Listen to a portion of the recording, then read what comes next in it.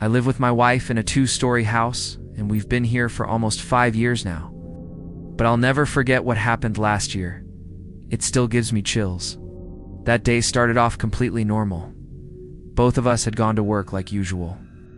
We were gone for most of the day, and when we got home, it was just a regular evening.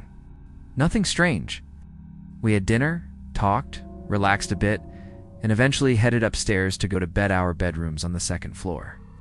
Right after we got into bed, my wife realized she forgot something downstairs. I don't even remember what it was, but she said, "I'll be right back." By that time, all the lights in the house were off. Maybe a minute later, I heard her running back up the stairs like sprinting. She rushed into the room with this terrified look on her face. She told me she thought she saw a man down in the kitchen. I didn't believe her at first. She hadn't turned any lights on. Sure, we get a little light through the windows from street lamps or whatever, but it was still pretty dark. I just couldn't figure out why she would think she saw someone. It sounded so out there. I told her I'd go downstairs and check it out. She told me to be careful, and I said I would. I felt confident, no big deal. So I walked down the hallway and headed downstairs. Looking back, I don't know why, but I didn't turn any lights on. Once I got downstairs, I didn't hear or see anything right away. Everything seemed normal. I made my way toward the kitchen, assuming I was just going to double-check that nothing was there and that it had just been her imagination. But as I got close, I heard a sound. It was coming from the basement area. We have a door in the kitchen that leads to the basement, and that door is almost always shut. I flipped on the light and looked at the door. It was still closed, but I was pretty sure the noise was coming from down there. That's when I started to feel uneasy. Maybe she really had seen something. I cautiously walked over to the basement door, feeling more nervous than I wanted to admit. I opened it, and it was pitch dark. I hit the light switch, which turns on this dim bulb at the bottom of the stairs. It didn't help much, but I could at least see down part of the staircase. I didn't see anyone. Still, I called out, "Hello? Anyone down there, of course?" No answer. So I figured, okay, time to go down. I started slowly, one step at a time. No more sounds, but I kept looking around just in case. Then halfway down the stairs, I heard something again. But this time, it wasn't in front of MIT, it was behind me. That didn't make sense. Then I realized it was coming from underneath the stairs. Our basement, like most, is used mostly for storage. There's a bunch of clutter around, and under the stairs is one of those dark, messy corners that honestly would be perfect for hiding. I looked to the side, and I was almost sure I wasn't alone. I didn't panic. I backed up slowly, got out of the basement, shut the door, grabbed my phone, and called the police. Ow. Then I went back upstairs and told my wife, "I think someone's under the stairs." We locked our bedroom door and waited. It felt like forever, but maybe 10 minutes later, the cops arrived. They searched the basement, and sure enough, there was a man hiding behind the stairs. To this day, we have no idea how he got in. There were no broken windows, nothing obvious. We'd barely used the basement and hadn't been down there in days. Maybe we left a door unlocked. Maybe he slipped in when we were outside. I still don't know. As a kid, I was always scared of basements. I didn't know why, it just always felt like someone might be hiding down there. Of course, I knew that wasn't true. But whenever I had to go alone, I'd run back up the stairs like I was being chased. If someone else was with me, it was fine. Alone, not so much. I remember this one time when I was 11. My older sister had already left for high school, and I was getting ready to catch the bus to middle school.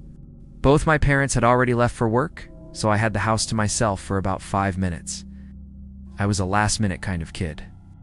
That morning, I was looking for my shirt and remembered it was in the laundry. The laundry room was in the basement, of course. My mom had done a load the night before, so I knew it was there. I wasn't as scared at 11 as I was when I was younger, but I still felt weird about going down there alone. I went down, grabbed the shirt, and sprinted back up. But while I was running, I thought, just out of the corner of my eye, I saw someone standing down the hallway in the basement. I didn't look again. I just told myself it was nothing. I finished getting ready, locked the door behind me, and caught the bus with a minute to spare. After school, I came back around 3 p.m. My sister was at practice, and my parents were still at work. So I was alone for a couple of hours, totally normal. I started doing my homework on the couch. Then out of nowhere, I thought I heard the basement door open. My heart was pounding. Nobody should have been home. I froze, trying to listen. Then I heard footsteps. I couldn't see that part of the house, but I didn't need to. I ran straight upstairs, locked myself in my bedroom, and hid under the bed. I grabbed the phone and called my parents. They said if I really thought someone was there, I should call the police, but I didn't. I kept thinking maybe it was just my imagination again. An hour later, my parents came home. I finally came out and went downstairs. That's when I saw the basement door was wide open, and the back door to the house was unlocked, and I knew I had locked it.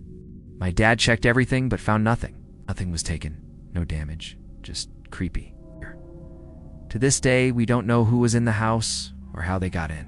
Now, before I tell this next part, let me just say no, I messed up. I was stupid, and I learned my lesson. At the time, I had just bought my first home. It was a small house in a busy neighborhood, and I lived there alone. One day I was off work and just hanging out when someone knocked on the door. I opened it, and there was this guy looked like a construction worker. Work belt, dirty sweatshirt, hard hat. He told me he worked for the city and was inspecting the block for potential basement flooding. He used a bunch of technical terms I didn't understand, talking about snow melt and rain and cracks in foundations. He said he wasn't selling anything, just checking if my house had already had work done. Against my better judgment, I let him into the basement. It was finished, with carpet, a couch, even a bathroom, and a spare bedroom. He looked around, talking about the walls and stuff, then asked me to follow him into the little closet room where the breakers were. I stepped inside and he said, "Hang tight, I just need to test something." Then he closed the door behind me and left. At first I thought it was weird, but then I heard him walk away. I tried the door, but it wouldn't open. It cracked open just an inch and then stopped. Something was holding it shut. That's when I realized he'd locked me in. I yelled, but no answer. I grabbed my phone and called the police. They said they'd send someone right away. After a few minutes, I heard the front door open, then shut. I didn't know if it was him or the police. Then I heard it again.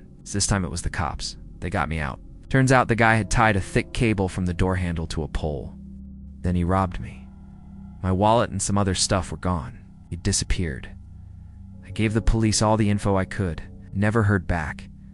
I hope they caught him, but I'll never know. Another time, I was renting a small house with a roommate. One night I was home alone, just chilling in the living room. It was about 11 p.m. when I started hearing this strange noise. I couldn't figure out where it was coming from.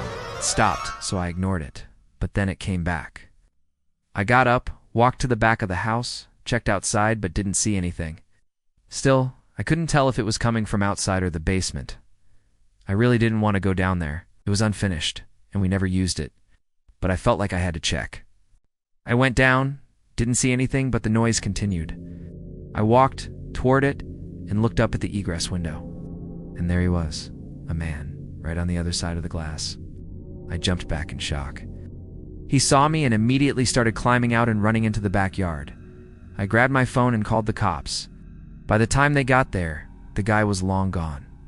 The window was damaged. He must have been trying to break in. Police said there had been other break-ins nearby. I was so shaken, but thankfully he left the second he saw me.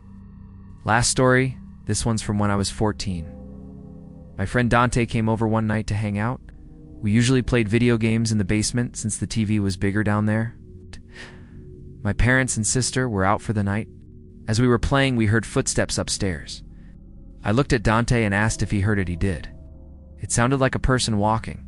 We had a cat, but it wasn't that. Paused the game and ran to the spare room in the basement, locked the door and stayed quiet. Then we heard footsteps coming down the stairs. Whoever it was came into the basement, walked around, then finally went back upstairs. We called 911. We stayed put while the dispatcher stayed on the line. 5 minutes later, the police were there. They found a guy upstairs, claimed he thought it was his friend's house. I didn't buy it. He got in through our back door. It had been left unlocked. My parents came home soon after, and the whole thing felt surreal.